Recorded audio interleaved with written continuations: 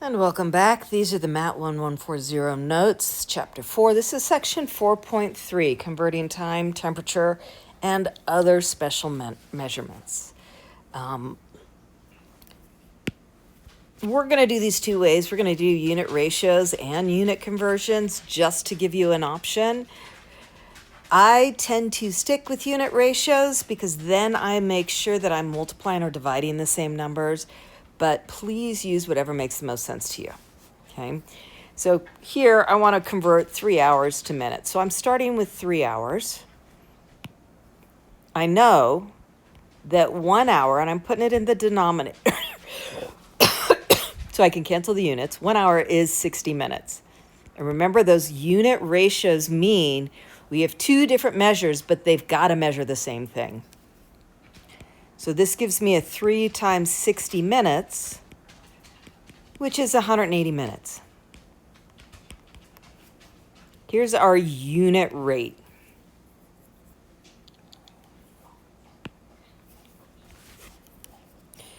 Using a unit conversion, I got 3 hours.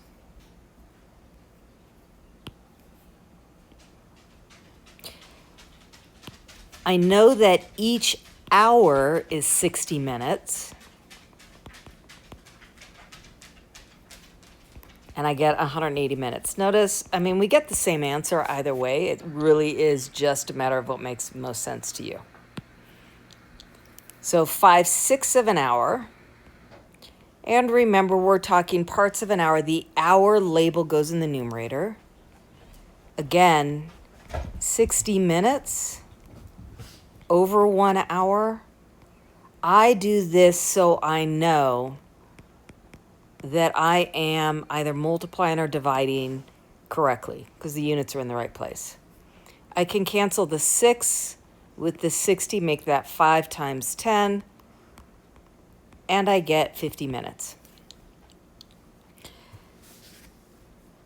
Those conversion factors are nice because we can use it when we're not talking about a typical measure. If we know a technician can assemble one pre-cut frame in 11 minutes, we want to know how long it's going to take to assemble 22 frames.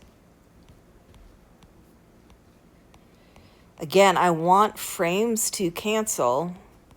I've got 11 minutes per one frame. Frames cancel. I got 22 times 11 minutes, which is 231 minutes. We have a specific formula to convert from Celsius to Fahrenheit and Fahrenheit back to Celsius. So A asks for the boiling point of water, 212 degrees Fahrenheit. Since I am being given a measure in Fahrenheit, I'm using this equation right here that has me plug in Fahrenheit.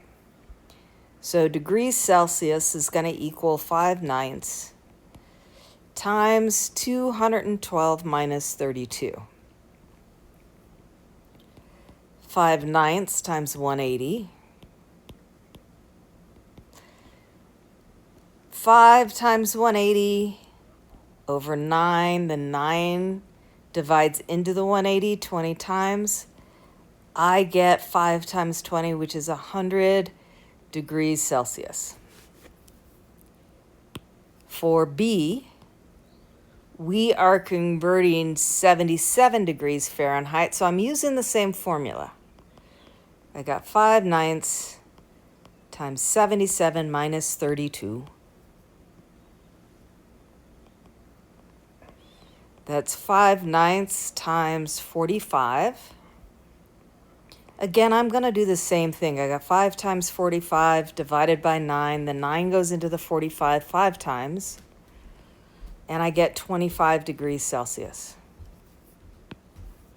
C wants us to convert 25 degrees Celsius to Fahrenheit.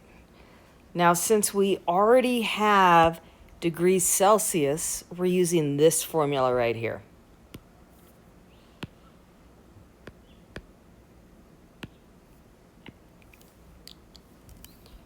I want to convert to Fahrenheit. That's 9/5 times degrees Celsius. Oops, I know what that is.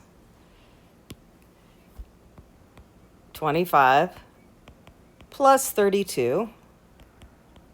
9 times 25 over 5 plus 32. 5 goes into 25 5 times.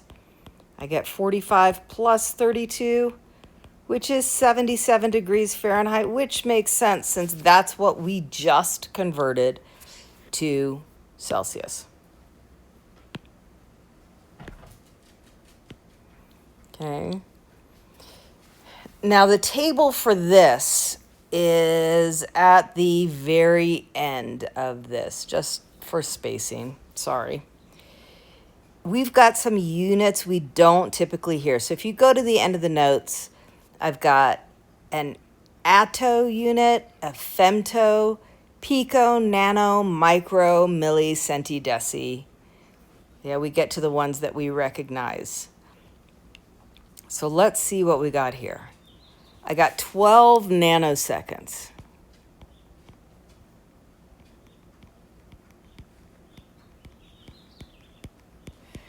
Is what part of a second? And so we're taking a look over here. Our nanoseconds is a billionth of a second. So times 10 to the negative 9. So we've got 12 times 10 to the negative 9. If we were going to write that out, that is 1, 2, 3, 4, 5, 6, 7, 8, 9 places behind the decimal. Seconds. For B, we want 115. Let's see if we can color code here. 115 microamps. A micro is a millionth, 10 times the negative 6. So B is 115 times 10 to the negative 6. 1, 2, 3, 4, 5, 6 amps.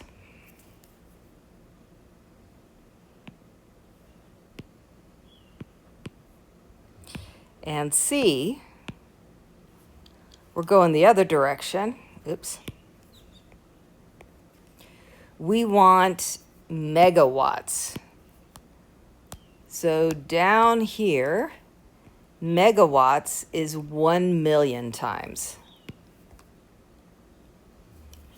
So I've got 1 times 10 to the 6. So 1 million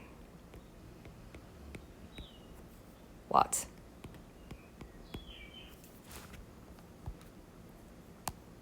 And there's 4.3.